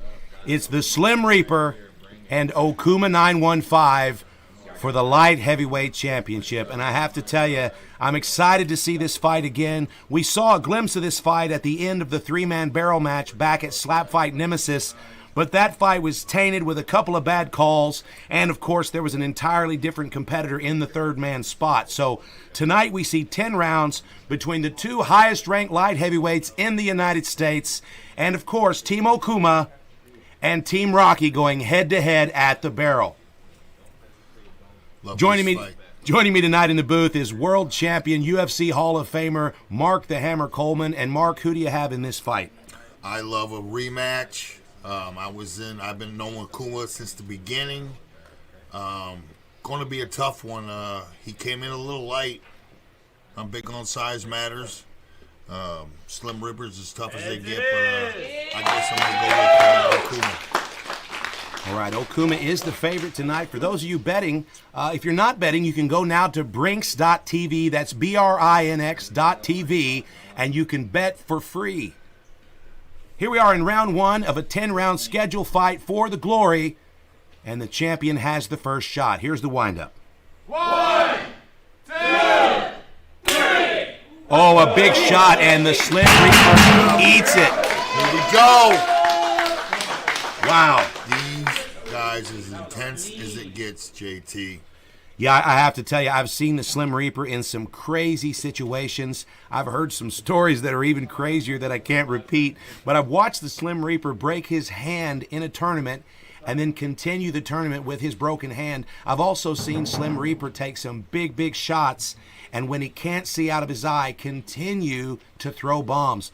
Okuma, on the other hand, I've watched him win 8 fights in a row. We got him from a small little barroom league in Texas. We turned him professional here at SlapFIGHT, and he's yet to be knocked down. He's yet to be defeated, and right now he's ranked number 2 by the World Slap Fighting Alliance pound for pound, second to Wolverine. 1, 2, 3. Good job. Oh, a big shot from Slim Reaper, and Okuma says, no, come back here. I don't need a break. Right back to it. Let's go. Oh, yeah. Slim feels he won the first fight. Yeah, he does. I had a long conversation with him. He's very upset. Oh, look at that follow-through. I've not seen that before. He was talking about that follow-through to me.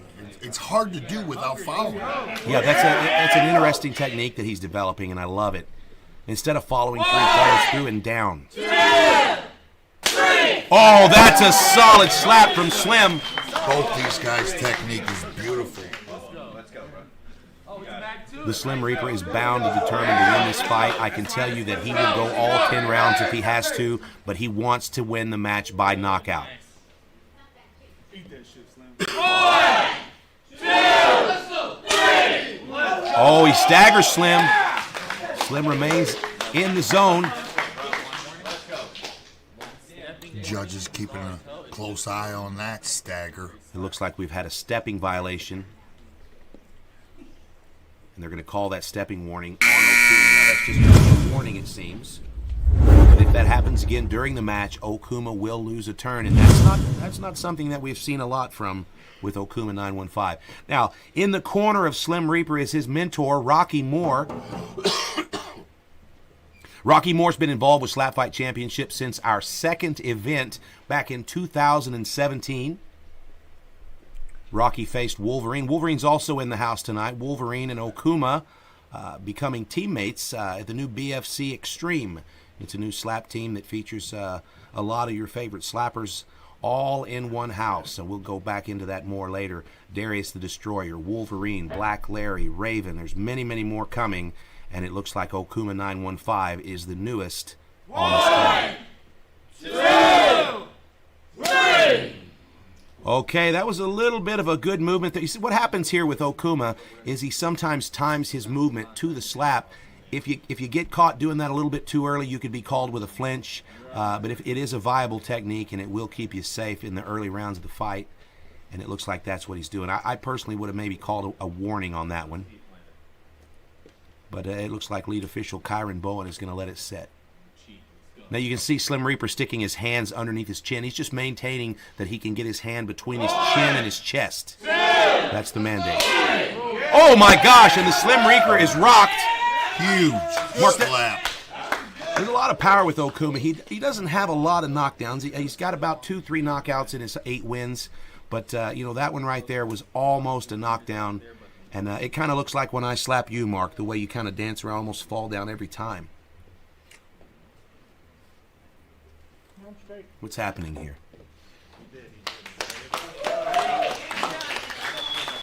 Okay, looks like we might have a tooth issue here.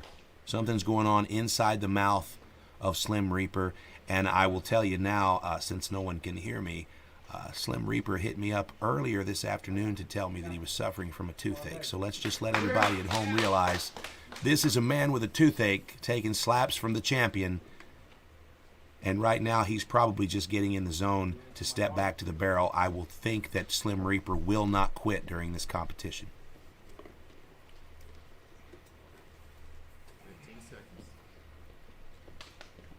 Slim Reaper from Harrison, Arkansas, Mark. Okuma 915 from El Paso, Texas.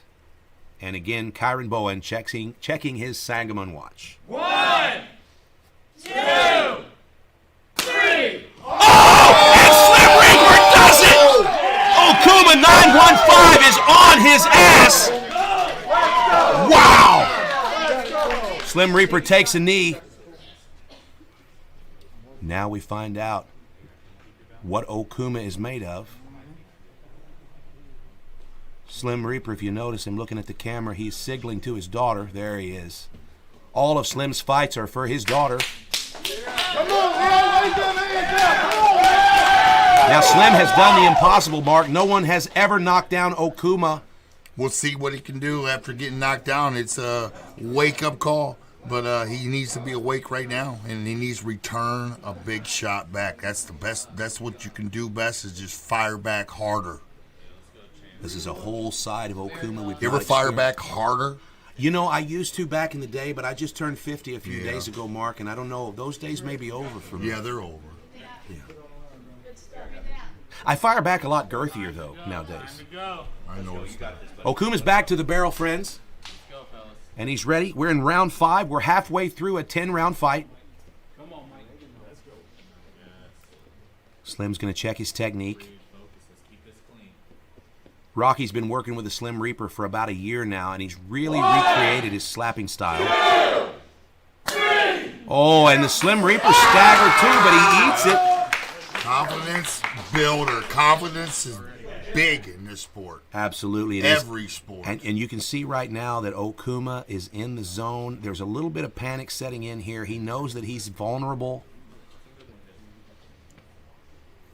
And Slim, he cannot show this vulnerability, because if it goes to the judge's decision, they'll take that into account. Absolutely, yes, you're correct. Slim's on fire. This is a guy that had a toothache 2 rounds ago. Now he's on fire. His adrenaline's pumping. You can see the body language. Look at his eyes, Mark.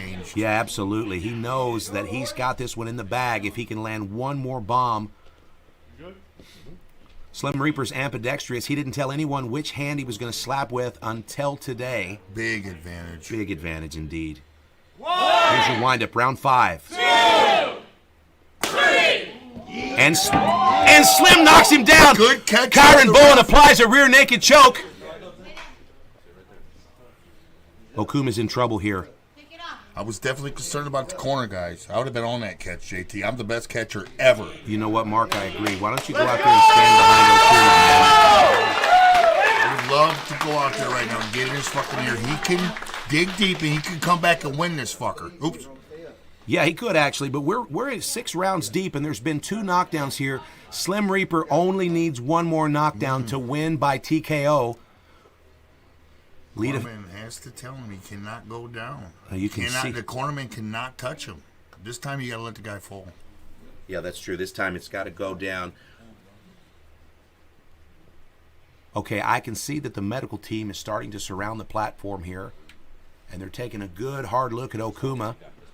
It seems okay to me. Yeah, I don't want to see them pull the plug on this fight. He looks like he's okay. Let's let him take another shot here. And here it comes. Oh, pardon me. This is his shot. Look at Slim committing to that technique. Rocky Moore's really put him in a new place. You can see where he's got his feet splayed. He's standing on the outside edges of his feet. And he eats another hard shot, but this is a guy with a fierce chin, Mark. Big respect for each other on that one. Absolutely. Look at this. This could be the turning of the tide in the light heavyweight division. We are 6 rounds deep, bottom of the 6th. It's the bottom of the 6th. Let's go, Okuma. Get that game face back. Oh, my goodness. We're looking here at Slim Reaper potentially knocking his opponent down a 3rd time and taking home the belt in 6 rounds. 1, 2, 3. And there's your winner. Oh! Holy smokes! Good Ladies catch. and gentlemen, the Slim Reaper is the new Slap Fight Championship light heavyweight champion, and I cannot believe he did it with 3 knockdowns in a row of Okuma 915. Holy smokes, Mark. What do you think about that? It's impressive. Slim Reaper said he was going to do it. He did it. He did it with beautiful fashion. I love the way he takes one. His stance on the defense is perfect, and defense leads to offense. And I think maybe the lightness of Okuma had a lot to do with it. I'm always about size matters, and here we have him on the ground, a little bit light in the pants. Yeah, I understand what you mean when you say light in the pants, Mark. We've been hanging out a long time together, and it seems to me like you use a lot of euphemisms from personal experience. And I appreciate that about you, Mark. You know, earlier tonight, I asked you for your picks, and you nailed every single one of the fights except for this one, Mark. Okuma was your guy. Now, what do you think happens? What's next for Okuma 915? Oh, he needs he's working real hard roofing, and that's the problem here. He's getting in great shape, but maybe he goes down a weight class. Size is going to matter. Slim Reaper, same way. He's light in the pants as well sometimes, but Okuma needs to go back, get in that weight room, get strong. This is a sport. Take it seriously. You got to earn pay, but you knock people out, you get paid. That's right. It's that simple. Okuma's a great guy. He's a great competitor, but I want to tell you right now, he might not be able to stand up. He still looks like he might have the jelly legs, and we're looking at the changing of the tide. I'm so happy for Slim Reaper. Both of these guys are great, but one of these guys, the non-winner, probably needs to drop down to the middleweight division and see what kind of an opportunity they can find there. Or get in the weight room, get big, and let's have a third one to find out who the champ really is. Okay, that's not a bad idea, actually. Let's see here what's going on here on the platform. Okuma seems to be having some sort of All right, we do have a winner. It was a Okay, I think the knockout. doctor's The pulling to new the side here. champion, Excuse Slim Reaper!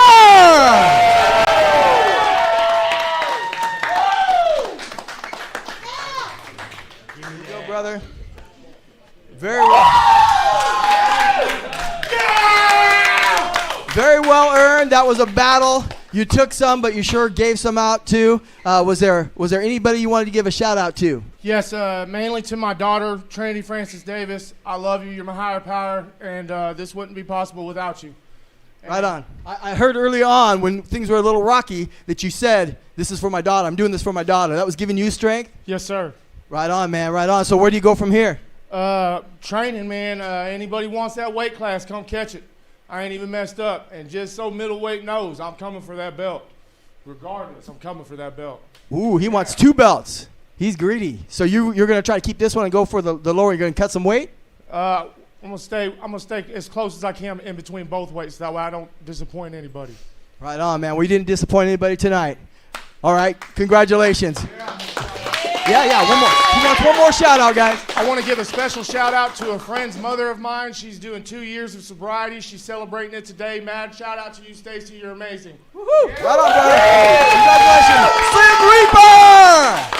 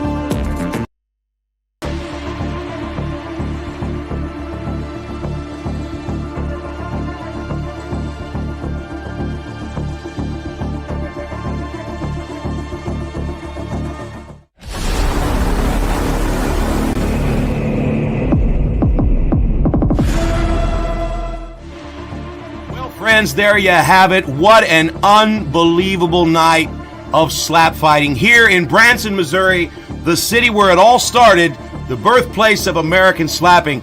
My name is JT Tilley, and I've had an incredible time tonight with my cohort and my partner in crime, Mark the Hammer Coleman. But tonight, what I witnessed was some of the most competitive slapping that I've seen in the better part of the last year. What an incredible card tonight. Slap Fight Championship 29, Boiling Point.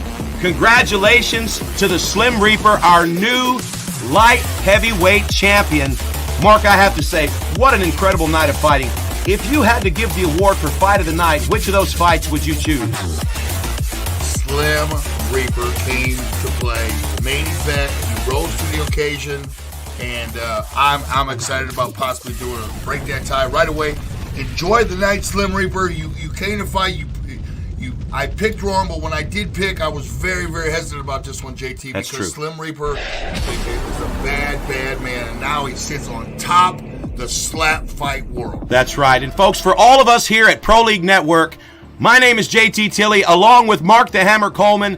Thank you for watching, and stay tuned for more Pro League Network. We'll be looking for you. Say goodnight, Mark Coleman. Good night, Mark Coleman.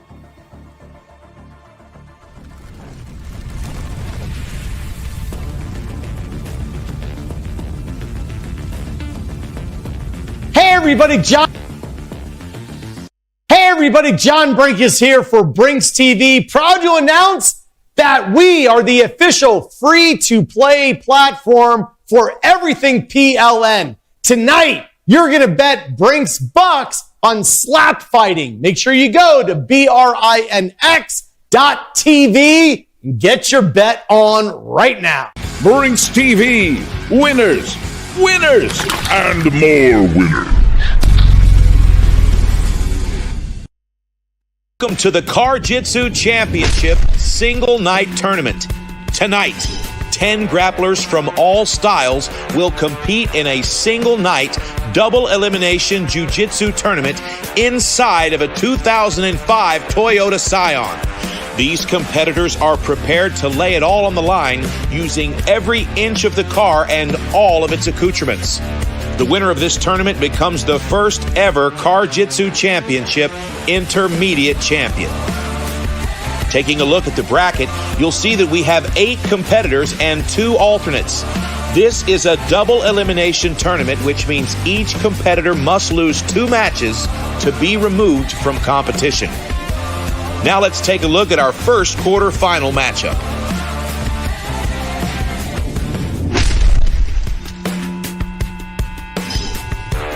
We're taking a look now at Rusty Merrill.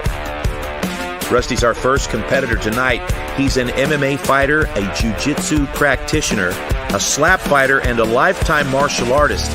He goes by the nickname Outlaw, and he loves to test himself. Merrill has decided to throw his hat into the ring tonight at Jitsu Championship, and I, for one, cannot wait to see him compete.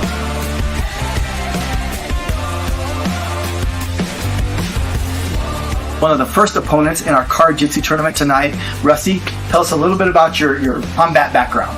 Okay, I grew up wrestling. I got in trouble a little bit at a young age. I went to prison. I got out of prison. I jumped into MMA to clean myself up, get myself back in the right mind frame, and I kind of just shot down the road to this point here. Has it been working for you? Yep. You have clean nose, good head on your shoulders. Yep. Everything. In fact, speaking of your head, can you? Yeah, look at this. That is cool. Is there any kind of story behind that? Yes, I went through a really intense spiritual journey with mushrooms. Anyways, the longer your hair is, the stronger your energy is. So that's kind of the belief system behind it. Right on. Well, you're gonna need that tonight, huh? Absolutely. And what appeals to you specifically about this Jitsu? The close quarters combat of it. I really enjoy the intensity of close quarters in the car. Really? Okay, you're kind of an adrenaline junkie, aren't you? A little bit, yes. Right on. And you got you got a kid, one on the way. Is that what you said earlier? An 11-month-old daughter and a son on the way also. Right on, man. Okay. Well, good luck. Thank you. All right. Thank you, man. Rusty Merrill. His opponent, Zach Moore, is an Oklahoma wrestler and an MMA fighter making his debut tonight inside the vehicle at Jitsu. Zach is a powerhouse wrestler with an extensive competition background, and I, for one, am looking forward to this classic matchup between wrestler and martial artist. All right, I am here with the other opponent for the first card jitsu match. This is Zach Moore. And Zach, I would ask you about your background, what the base is, but I'm going to guess it's wrestling. Is that correct? Absolutely. You can just tell by looking at it. You look like a wrestler. Long time wrestling, long time jiu-jitsu, long time MMA. And you went straight through doing all that? No, after 16, 17 years of wrestling, I got into a bad car accident, fractured my spine and my sternum. Oh. So I had to take a few years off. And got back into jiu-jitsu and MMA and haven't stopped since. Right on. But the back's totally okay. Great. As long as I keep my back muscles strong, we're okay. Rolling. Well, good. No issues tonight. No issues tonight. Great. So what appeals to you about card jitsu? Man, it's dangerous. It's like my opponent said, it's close quarters. It's a real life situation. Right. It's so much different than fighting in a cage or fighting just on a mat. It's a real life situation. So you're not going to get attacked in the cage probably or with your gi on, right? Yeah. So this is, okay. Right on, right on. Any strategy you have? Finish my opponent, man. Finish as many people as I can, as fast as I can. That's a good strategy right there. All right, man. Well, good luck. Sir. It's going down right now, the first quarterfinal matchup. So let's go down to the vehicle and our host, Dallin Getling.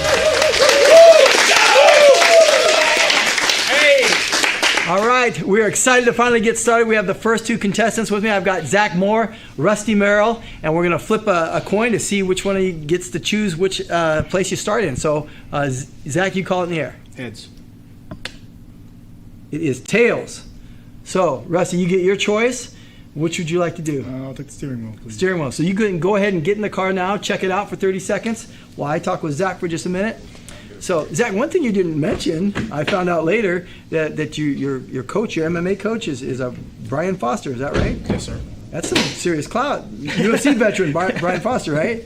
So tell me about him. Brian's a great guy. That's not what you said earlier. No. Hardcore, man, and he just gets his point across. He's straightforward, and he'll tell you what to do, and you'll do it. All right. And so it's been good working with him, and you feel like you've learned a lot? My whole career's been with Brian, so absolutely. This one's for Brian. So maybe not if you lose. All right, man. Well, go ahead now. You can take about 30 seconds, check that car out, see if there's anything that you can use to your advantage, all right? Okay. All right. Thank you, sir. Good luck, Zach.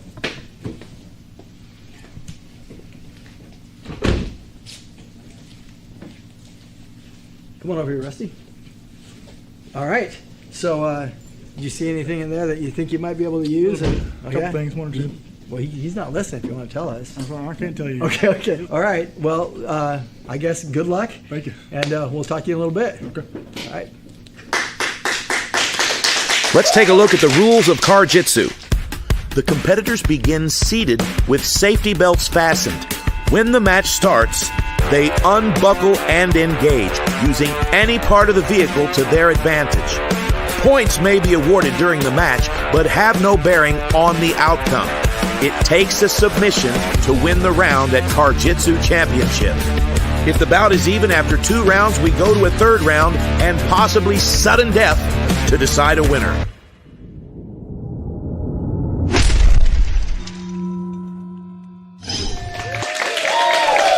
And here we are in the vehicle and ready to start this first quarterfinal match.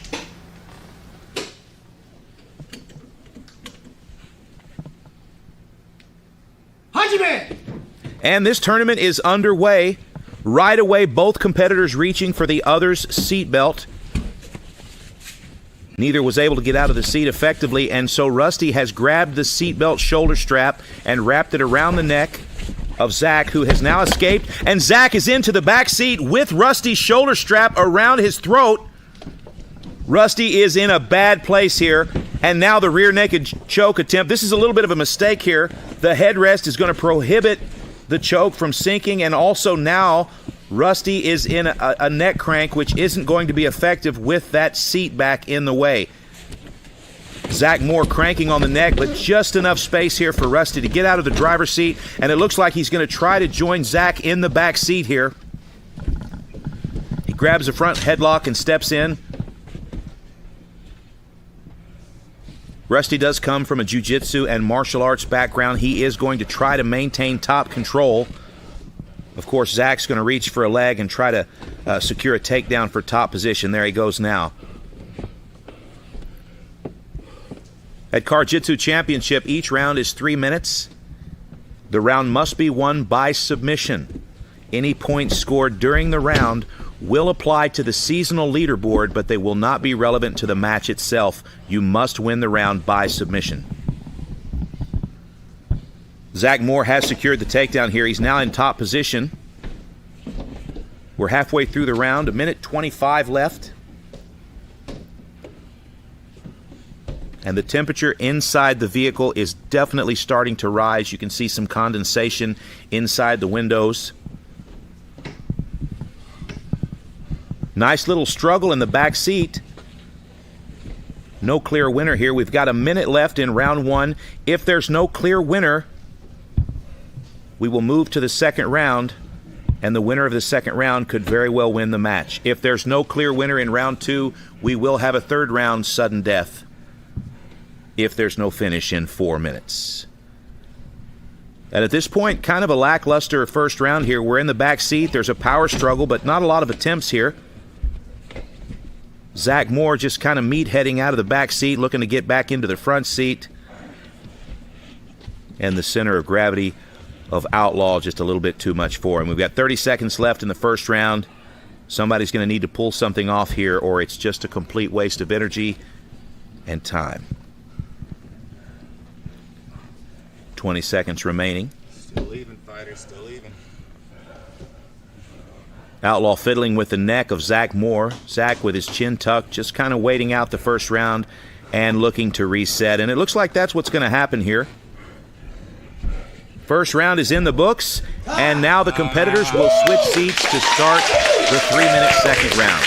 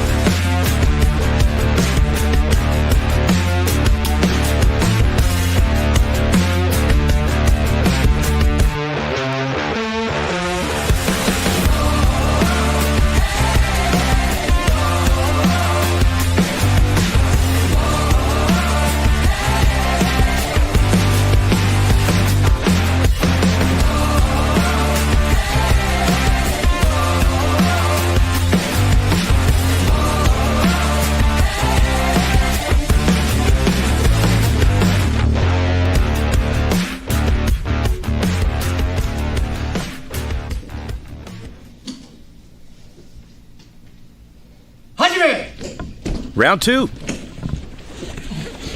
Rusty's out of his seat quickly, right into the lap of Zach. He's going to hold Zach into the driver's seat and try to secure mount. He's also back to that seatbelt, wanting to choke Zach Moore with the seatbelt. It's going to be easier said than done, but at this point, Zach is in a horrible position. The seatbelt is across his throat, and he is almost mounted. Now he's got his arm through, but this is definitely a power struggle for the seatbelt. No points scored for Outlaw. If he could get his right knee to touch the seat, he would receive some point scoring for the seasonal leaderboard. But at this point, it looks like he's just trying to finish his opponent. Zach's in a tough spot here. He's not quite in the choke yet, but the seatbelt is everywhere, and Zach wants out of that seat. Very, very strong athlete, Zach Moore. Rusty's got some good leverage on him here. It looks like we're going to come out of the driver's seat now into the passenger seat. Front headlock for Outlaw. Single leg for Zach Moore. Zach looks like he's driving back into the back seat. And then he takes the back of Rusty. Now he's in a bad spot here. Rusty is in deep, deep trouble and a possible rear naked choke finish. And there it is. First quarterfinal match. Winner, Zach Moore.